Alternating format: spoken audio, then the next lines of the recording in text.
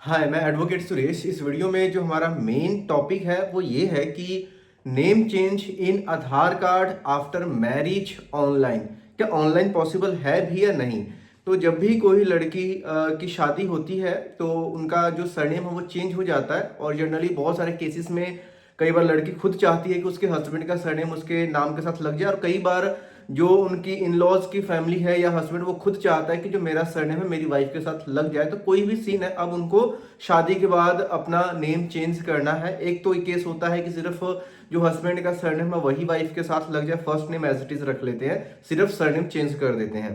अब इसका क्या प्रोसेस है, दो तरीके हैं। एक तो गैजेट नोटिफिकेशन से, जिसके बारे में ऑलरेडी मैंने वीडियो में बात करी। एक और तरीका, लेकिन उसको समझने से पहले आपको मैं ये क्लियर कट कर देता हूं कि शादी के बाद हस्बैंड का सरनेम लेना कोई भी जरूरी या कोई लीगल मैंडेट नहीं है। ऐसा जरूरी नहीं है कि अगर आप हस्बैंड का सरनेम नहीं लोगे तो जो लीगल राइट्स हैं आपके वो खत्म हो जाएंगे। ऐसा कोई भी जरूरत नहीं है।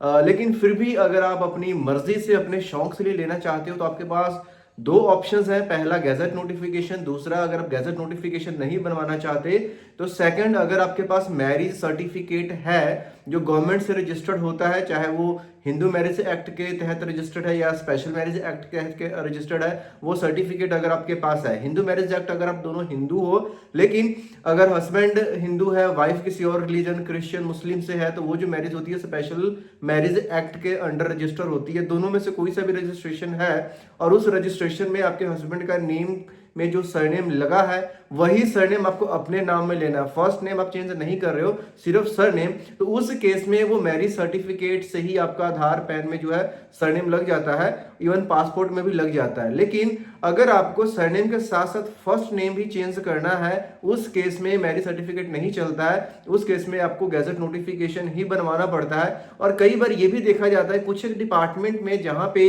मैरिज सर्टिफिकेट की मदद से अपने हस्बैंड का सरनेम लिया हो, और जैसे आपके मार्कशीट वगैरह में विदाउट वो सरनेम तो आपके फादर वाला रहेगा, तो वहां पे चाहे मैरिज सर्टिफिकेट है फिर भी गैजेट नोटिफिकेशन मांग लिया जाता है। तो अगर आपके पास मैरिज सर्टिफिकेट नहीं है या फिर मैरिज सर्टिफिकेट है भी, क्योंकि बहुत बार ऐसे केसेस होते हैं जिनकी शादी आज से 5 साल 7 साल पहले है, तब उन्होंने सरनेम नहीं लिया, लेकिन अब उनका मन करता है कि वो अपने हस्बैंड का सरनेम ले, तो अब मैरिज सर्टिफिकेट बनवाना वो चाहते नहीं या जो भी है, whatever is the reason, लेकिन उनको हस्बैंड का सरनेम चाहिए। तो जो सबसे बेस्ट ऑप्शन है वो ये होता है कि आप गैजेट नोटिफिकेशन करवा लीजिए। इवन अगर किसी के पास मैरिज सर्टिफिकेट है, हम तो उसको भी ये बोलते हैं, अगर आपने सरनेम लिया है तो जो नेम चेंज का नोटिफिकेशन निकलता है गवर्नमेंट ऑफ इंडिया के गैजेट में, वो निकलवा लें ताकि फ्यूचर में कभी प्रॉब्लम ना आए, क्योंकि मार्कशीट वगैरह में तो आपके मैरिज सर्टिफिकेट से चेंज होता नहीं है ना।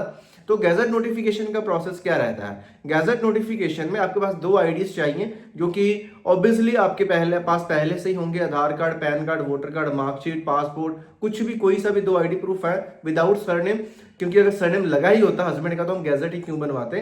तो ये लोगों का बहुत कंफ्यूजन रहता है कि सरने वाला हमारे पास कोई आईडी नहीं है, तो सरने वाला आईडी कोई चाहिए भी नहीं होता है। जो भी आपके पास एग्जिस्टिंग आईडीज हैं उनमें से कोई भी दो आईडीज के साथ आपका जो गैजेट बन जाता है, जिसमें सबसे पहले नेम चेंज का, क्योंकि जो सरनेम आप ले रहे हो या पूरा कंप्लीट नेम चेंज कर रहे हो, पूरा प्रोसेस, डॉक्यूमेंट्स के रिक्वायरमेंट सब बिल्कुल सेम है, ठीक है।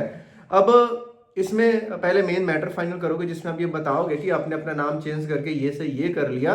अब उसको फाइनल करने के बाद उसी मैटर से आपका एफिडेविट रेडी होगा। एफिडेविट को आपने नोटराइज्ड करवाना है। सिंपल नोटरी वाले कर देते हैं बहुत इजीली, एसडीएम या फर्स्ट क्लास मैजिस्ट्रेट की जरूरत नहीं है, क्योंकि आप यहाँ पे अपने हस्बैंड का सरनेम ले रहे हो। सेम अगर कोई अनमैरिड भी है और वो अपना सरनेम चेंज कर रहा है, वो अपने फादर का ले रहा है, तो भी सिंपल नोटरी ही चाहिए होता है। क्योंकि अभी इस वीडियो में हम बात करने वाले हैं आफ्टर मैरिज, तो उसमें हस्बैंड का सरनेम ले रहे हो तो सिंपल नोटरी अटेस्टेशन। नंबर 2 पे जो भी आपके सिटी में, आपके यहाँ पे जो भी कोई न्यूज़पेपर आता है, सिर्फ एक न्यूज़पेपर में, वो हिंदी, इंग्लिश, गुजराती, मराठी, कोई सा भी हो सकता है, लेकिन जो ऐड का मैटर और एफिडेविट का मैटर है वो हम इंग्लिश में रखेंगे, क्योंकि गैजेट भी हमारा इंग्लिश में पब्लिश होगा।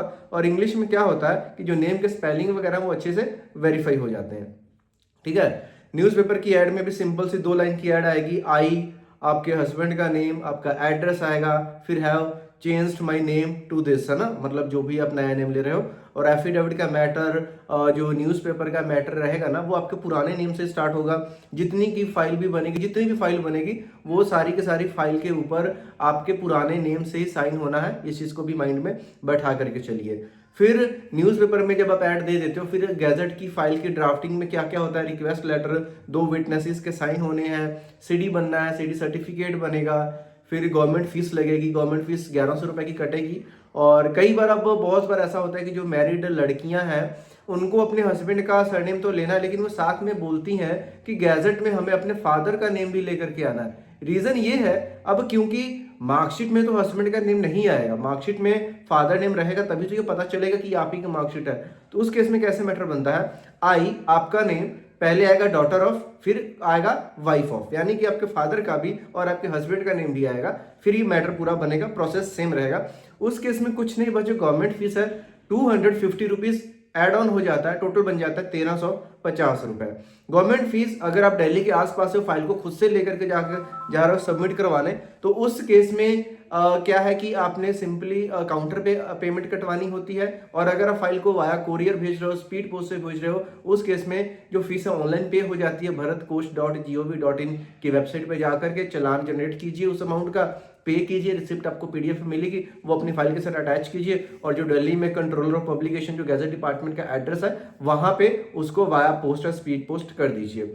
खुद से जमा करवाते हैं 4 हफ्ते मैक्सिमम 5 हफ्ते में आपका गैजेट आ जाता है। स्पीड पोस्ट या कोरियर करते हैं, उस केस में जनरली जो पब्लिकेशन का टाइम है वो थोड़ा सा ज्यादा लगता है, 1.5 से 2 महीने। और अगर फाइल में कोई कमी है, कोई प्रॉब्लम है, तो 3-3, 4-4 महीने का भी टाइम लग सकता है। ठीक है, तो ये सारा प्रोसेस है। उसके बाद में जो गैजेट आएगा आपका ऑनलाइन ही आएगा, e-gazette.gov.in की वेबसाइट के ऊपर। तो बेसिकली हम जितना भी प्रोसेस कर रहे हैं हम घर बैठे ही कर रहे हैं। एक हमने अपने एरिया से एफिडेविट को टेस्ट करवाया, एक न्यूज़पेपर की ऐड दी, जो फाइल साइन है वो भी घर पे रह करके आपने करा, जो फाइल को भेजना था वो भी अब वाया कोरियर भेज दे रहे हो। तो ऑलमोस्ट बोल सकते हो कि यहाँ ऑनलाइन ही हुआ है। लेकिन अगर आप फाइल को खुद से लेके जा रहे हो तो जो सबमिशन का पार्ट है आपका वो ऑफलाइन वाला रहेगा।